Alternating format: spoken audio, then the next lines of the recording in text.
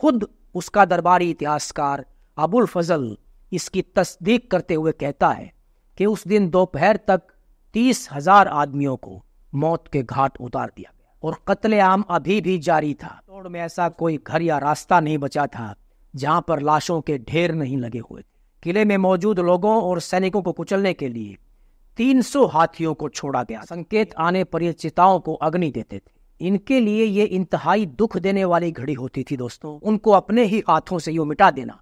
अंतिम स्त्री के राख हो जाने पर चारण सिर पर केसरिया बांधकर मरने चले जाते थे कि जयमल राठौर उस गोली से घायल हो गए थे और चल फिर नहीं पा रहे थे, तो उनके भाई कल्ला राठौर ने उनको अपने कंधे पर बिठाया और रण में कूद पड़े। जयमल की अंतिम इच्छा थी कि ज्यादा से ज्यादा मुगलों को मौत के घाट उतार दिया जाए। ईसरदास चौहान भागकर मधुकर हाथी का दांत पकड़कर उसके ऊपर चढ़ गए और महावत से कहा कि अपने बादशाह से कहना कि ईसरदास ने मुजरा भेजा। उसके बाद जैसे ही उनको लाया गया, अकबर में अपनी तलवार से उनका शीश 40,000 किसान भी वहां पर मौजूद थे, जिन्हें आप सिविलियंस कह सकते हैं। जब अकबर ने इन सब के कत्ल का हुक्म दिया कि उनको छोड़ दिया जाए, क्योंकि उनके पास ना तो हथियार थे और ना ही उन्होंने युद्ध में हिस्सा लिया, अकबर ने अल्लाह का धन्यवाद किया और दोपहर के बाद वो अपने शिविर में चला गया। जब चित्तौड़ का घेरा शुरू हुआ था तो अकबर ने यह प्रण लिया था कि जीत होने के बाद वो पैदल ख्वाजा मोइनुद्दीन चिश्ती की कब्र की यात्रा करेगा।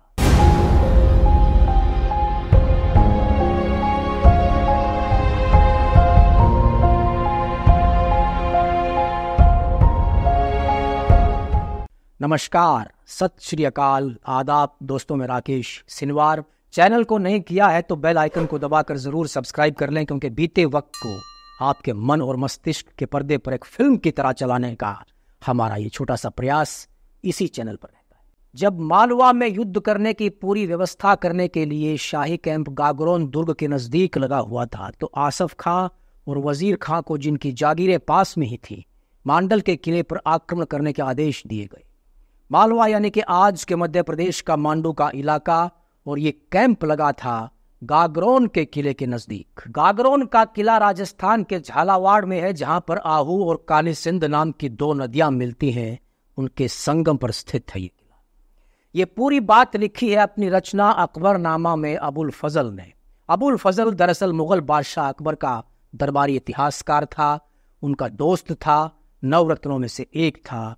ये बात उसने कही है जब अकबर चित्तौड़गढ़ के किले पर धावा बोलने के लिए निकलने वाला था। ये उसी ऐतिहासिक घटना का जिक्र हम कर रहे हैं दोस्तों, जब चित्तौड़गढ़ के किले पर अकबर ने घेरा डालकर कब्जा किया था। राजा महाराजा और सम्राट हमले भी किया करते थे, कब्जे भी किया करते थे, लेकिन ये हमला क्यों खास है, इसका जिक्र अक्सर क्यों किया जाता है? अकबर को महान कहा जाता है, लेकिन इतिहास चीख कर जब इस घटना को सुनाता है तो कहीं इस शब्द महान पर प्रश्न चिन्ह लगता है। और खास बात यह है कि यह पूरी घटना उस आदमी की नजर से है जो 457 साल पहले अकबर के साथ घटनास्थल पर मौजूद था। आज की हमारी वीडियो का यही विषय है दोस्तों। पूरी वीडियो को देखें, वरना दिलचस्प ऐतिहासिक जानकारी आप मिस कर सकते हैं। जिस वक्त ये हमला हुआ उस वक्त चित्तौड़ पर महाराणा प्रताप के पिता महाराणा उदय सिंह का शासन था। अबुल फजल कहता है कि मांडल के किले को जीतने के लिए और साथ ही मालवा अभियान के लिए बादशाह ने सेना भेजी, और अब बादशाह के पास काफी कम सेना रह गई थी, जिसके साथ उनको चित्तौड़ अभियान के लिए जाना था। तो अल्लाह पर भरोसा करके बादशाह ने वहां से रवानगी की। बकौल अबुल फजल कम सेना ले जाने के पीछे ये कारण भी था कि शाही सेना को थोड़ा सा समझकर चित्तौड़ का राणा बाहर निकल आएगा, तब उसको खत्म करना आसान होगा। दोस्तों, ये जो घटना मैं आपको आज बताने जा रहा हूं, इसमें ज्यादातर फैक्ट्स को हमने अबुल फजल की किताब अकबरनामा से लिया है। तो जैसा उसने लिखा है मैं आपको वैसा ही बता रहा हूं।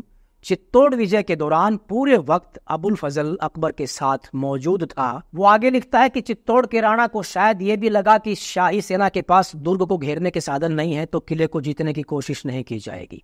राणा ने चित्तौड़ के दुर्ग को और मजबूत किया वहां से निकलने से पहले, और उसमें इतना खाने पीने का सामान भेज दिया कि जिससे कई सालों तक गुजारा चल सकता था। राणा के मुताबिक इस किले को जीता नहीं जा सकता था। दुर्ग में राणा ने 5,000 वीर राजपूत रखे और आसपास के पूरे इलाके को उजाड़ दिया गया। फसल तो दूर की बात है, खेतों में घास का तिनका भी नहीं छोड़ा गया। दोस्तों, इसके पीछे ये मकसद हुआ करता था उस वक्त कि दुश्मन को खड़ी हुई फसल से अनाज और चारा ना मिले और वो ज्यादा दिन उस जगह पर सरवाइव ना कर पाए। आगे अबुल फजल कहता है कि राणा उदय सिंह ने चित्तौड़ किले की जिम्मेदारी उनके 2 सूरवीर सेनापतियों जयमल राठौर और पत्ता चुड़ावत को सौंपी और ये माना कि वो किले में मौजूद 30,000 के आसपास आम जनों की रक्षा कर पाएंगे। मेवाड़ के सामंतों का कहना था कि इससे पहले गुजरात से बहादुर शाह के हमले की वजह से चित्तौड़ की जो हमला बहादुर शाह का हुआ था, इससे पहले चित्तौड़ की सैनिक ताकत काफी कमजोर हो गई थी और अभी तक पूरी तरह से उबर नहीं पाई थी।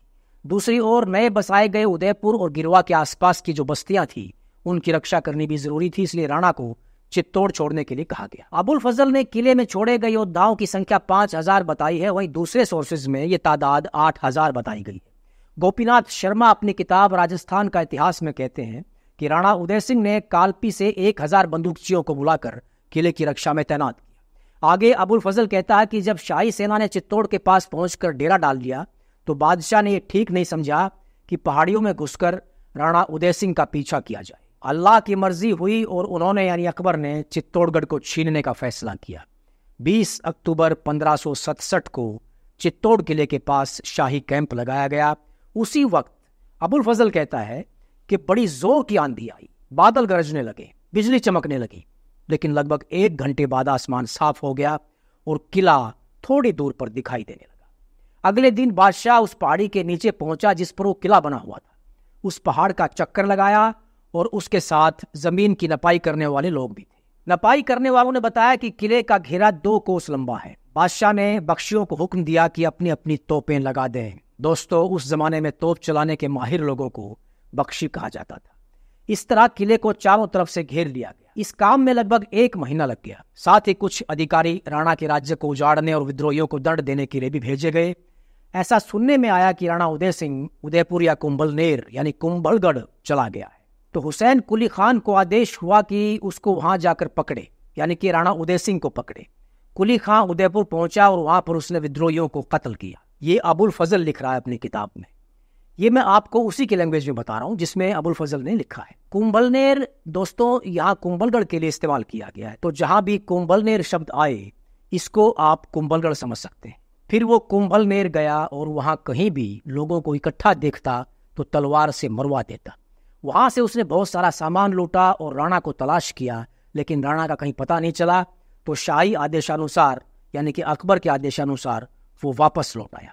अबुल फजल आगे कहता है कि बादशाह अकबर चित्तौड़ के दुर्ग पर जीत के लिए बेचैन था। उसने खाने आलम और आदिल खां से शुरुआती हमला करवाया, लेकिन वो नाकाम साबित हुआ।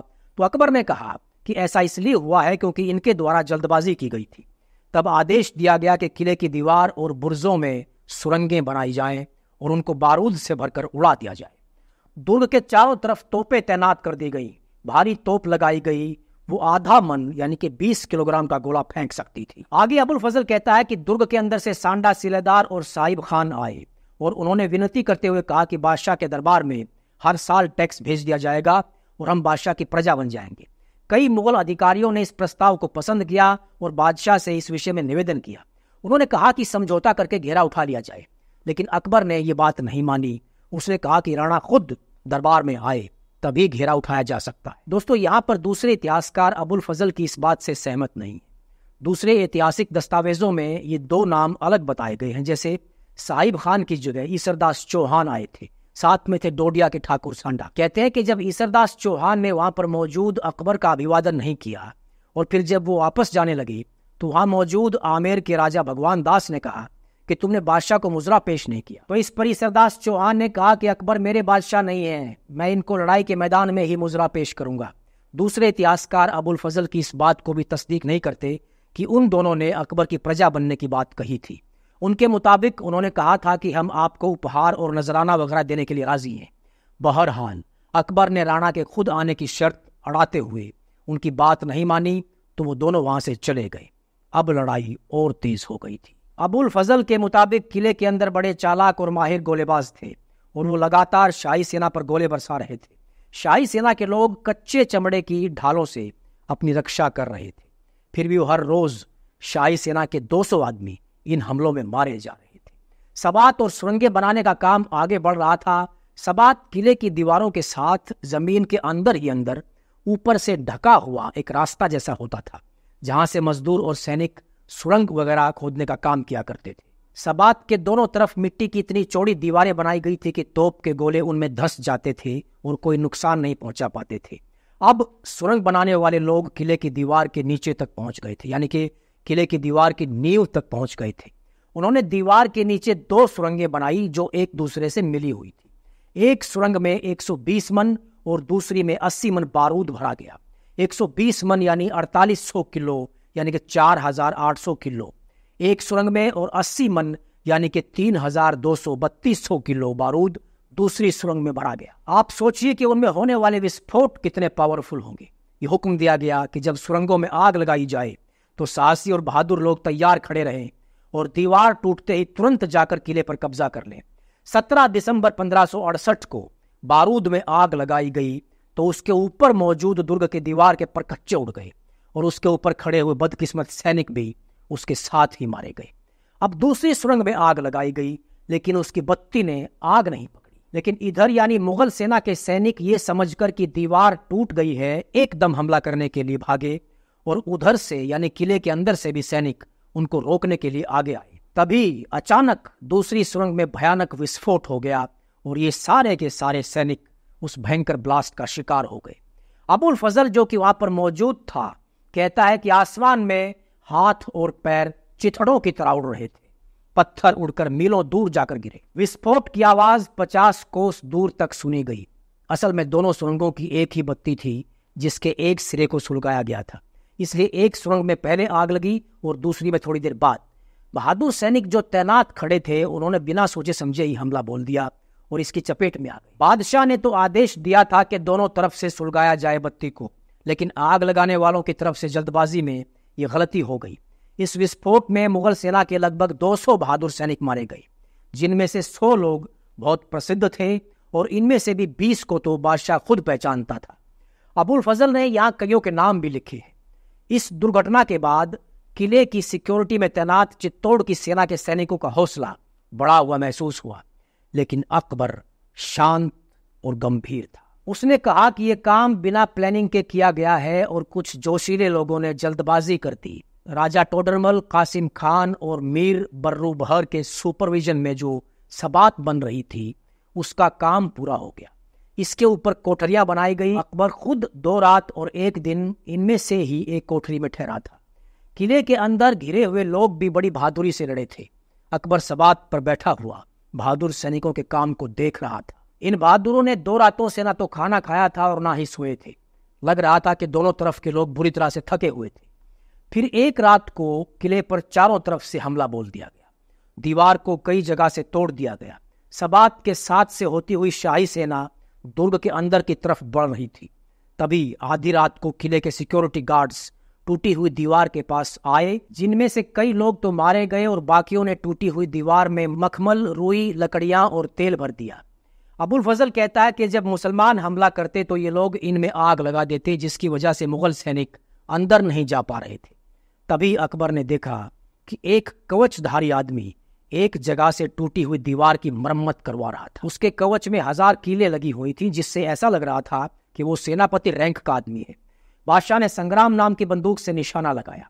सुजात खान और राजा भगवान दास ने कहा कि ऐसा मालूम होता है कि उस आदमी को गोली लग गई है। दोस्तों, आपको बता दूं कि बदकिस्मती से ये योद्धा किले के मुख्य सेनापति जयमल राठौर थे।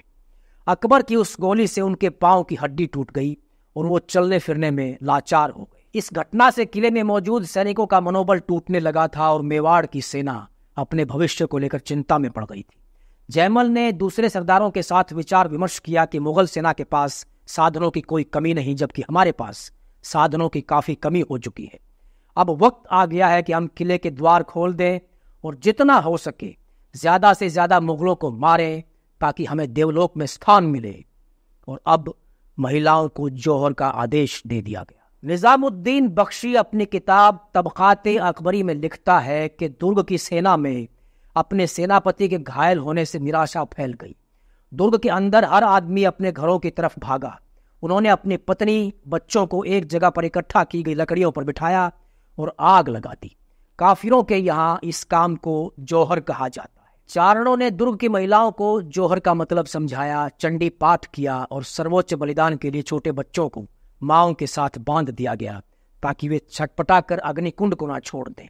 अबुल फजल जौहर के लिए लिखता है कि शुजात खान और भगवान दास ने जब अकबर को बताया कि शायद उस आदमी की गोली लगने से मौत हो गई है जिसके ऊपर अकबर ने गोली चलाई थी, उसके लगभग 1 घंटे बाद जब्बार कुली ने बताया कि किले की प्राचीर से सभी पुरुष कहीं चले गए। तभी किले में कई जगहों पर आग की लपटें उठने लगी।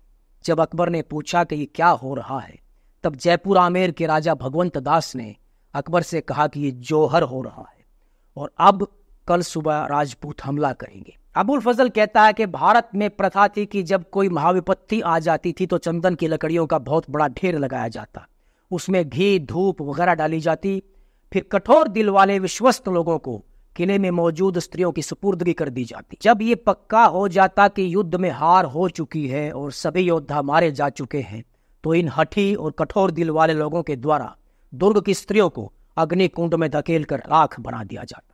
अपनी किताब महाराणा सहस्र वर्षों का धर्म युद्ध में डॉक्टर ओमेंद्र रत्नू लिखते हैं कि हठी लोग चारण हुआ करते थे, स्त्रियों और बच्चों को पुरखों की कहानियां सुनाकर उनका तेज जागृत करते थे, संकेत आने पर ये चिताओं को अग्नि देते थे। इनके लिए ये इंतहाई दुख देने वाली घड़ी होती थी दोस्तों। जिन रानियों और बच्चियों को इन्होंने शिक्षित और संस्कारित किया था, उनको अपने ही हाथों से यूं मिटा देना कोई आसान बात नहीं होती। अंतिम स्त्री के राख हो जाने पर चारण सिर पर केसरिया बांधकर मरने चले जाते थे। अबुल फजल का उनको हठी कहना शायद उसका मानसिक और नैतिक दिवालियापन है। अब आगे अबुल फजल ने जैसा देखा और लिखा वैसा ही मैं आपको बताता हूँ। वो कहता है कि टूटी हुई किले की दीवार के पास कोई दिखाई नहीं दे रहा था, फिर भी गाजियों को सभी तरफ से एहतियात के साथ इकट्ठा होने के लिए कहा गया और आदेश दिया गया कि कल सुबह किले के अंदर प्रवेश किया जाएगा। अगले दिन सुबह सुबह ये मुगल योद्धाओं ने दुर्ग में जाकर लोगों को बांधना और मारना शुरू कर दिया। राजपूतों ने जान हथेली पर रखकर युद्ध किया। अबुल फजल ने तो जयमल राठौर की मौत अकबर की गोली से बताई थी, लेकिन दूसरे कई सोर्सेज में कहा गया है कि जयमल राठौर उस गोली से घायल हो गए थे और चल फिर नहीं पा रहे थे, तो उनके भाई कल्ला राठौर ने उनको अपने कंधे पर बिठाया और रण में कूद पड़े। जयमल की अंतिम इच्छा थी कि ज्यादा से ज्यादा मुगलों को मौत के घाट उतार दिया जाए। दर्जनों मुगल सैनिकों को मौत के घाट उतारने के बाद किले के हनुमान पोल और भैरव पोल के बीच में ये दोनों योद्धा लड़ते हुए शहीद हो गए। किले के द्वार को खुलने के बाद अकबर ने मेवाड़ की सेना पर अपने मस्त हाथियों को छुड़वा दिया। किले में मौजूद लोगों और सैनिकों को कुचलने के लिए 300 हाथियों को छोड़ा गया था। इनमें मधुकर, जांगिया, सबदिलिया और कादिरा जैसे मशहूर हाथी भी थे। ईसरदास चौहान भागकर मधुकर हाथी का दांत पकड़कर उसके ऊपर चढ़ गए और महावत से कहा कि अपने बादशाह से कहना कि ईसरदास ने मुजरा भेजा है। इस तरह से सरदार ईसरदास चौहान ने मुगलों के साथ शांति वार्ता के प्रस्ताव के वक्त आमेर के राजा भगवान दास को दिया हुआ अपना वचन निभाया। आगे अबुल फजल कहता है कि बादशाह अकबर ने कहा कि जब मैं गोविंद शरण के मंदिर में पहुंचा तो एक महावत ने एक आदमी को अपने हाथी से कुचलवाया और फिर उसी हाथी की सूंड में पकड़कर उसको बादशाह के सामने लाया गया। महावत ने कहा कि इस आदमी का नाम तो मैं नहीं जानता, लेकिन ये कोई सरदार जान पड़ता है क्योंकि इसके चारों तरफ कई आदमियों ने अपना बलिदान दिया था। बाद में पता चला कि वो महान योद्धा पत्ता सिसोदिया थे। जिस वक्त उनको बादशाह के सामने लाया गया उस वक्त तो उनमें प्राण बाकी थे, लेकिन बाद में उनकी मौत हो गई। कुछ जगहों पर ऐसी बात मिलती है कि उसके बाद जैसे ही उनको लाया गया अकबर ने अपनी तलवार से उनका शीश काट दिया। किले में लड़ने वाले राजपूतों की तादाद तो 8000 थी। अबुल फजल ने शुरू में ये तादाद 5000 बताई थी, तो शायद तादाद के बारे में अबुल फजल काफी कंफ्यूज था। इसके अलावा 40,000 किसान भी वहां पर मौजूद थे, जिन्हें आप सिविलियंस कह सकते हैं। जब अकबर ने इन सब के कत्ल का हुक्म दिया तो इन्होंने इकट्ठा होकर अकबर से प्रार्थना की कि उनको छोड़ दिया जाए, क्योंकि उनके पास ना तो हथियार थे और ना ही उन्होंने युद्ध में हिस्सा लिया था। लेकिन अकबर का दिल नहीं पिघला और उन सब को मौत के घाट उतार दिया गया। खुद उसका दरबारी इतिहासकार अबुल फजल इसकी तस्दीक करते हुए कहता है कि उस दिन दोपहर तक 30,000 आदमियों को मौत के घाट उतार दिया गया और कत्लेआम अभी भी जारी था। उस दिन चित्तौड़ में ऐसा कोई घर या रास्ता नहीं बचा था जहां पर लाशों के ढेर नहीं लगे हुए थे। अकबर ने अल्लाह का धन्यवाद किया और दोपहर के बाद वो अपने शिविर में चला गया। जब चित्तौड़ का घेरा शुरू हुआ था तो अकबर ने यह प्रण लिया था कि जीत होने के बाद वो पैदल ख्वाजा मोइनुद्दीन चिश्ती की कब्र की यात्रा करेगा। 28 फरवरी 1568 को उसने वापसी के नगाड़े बजवाए और तपते हुए मरुस्थल में जब जबरदस्त गर्म लू चल रही थी, उसने अजमेर के लिए प्रस्थान कर दिया।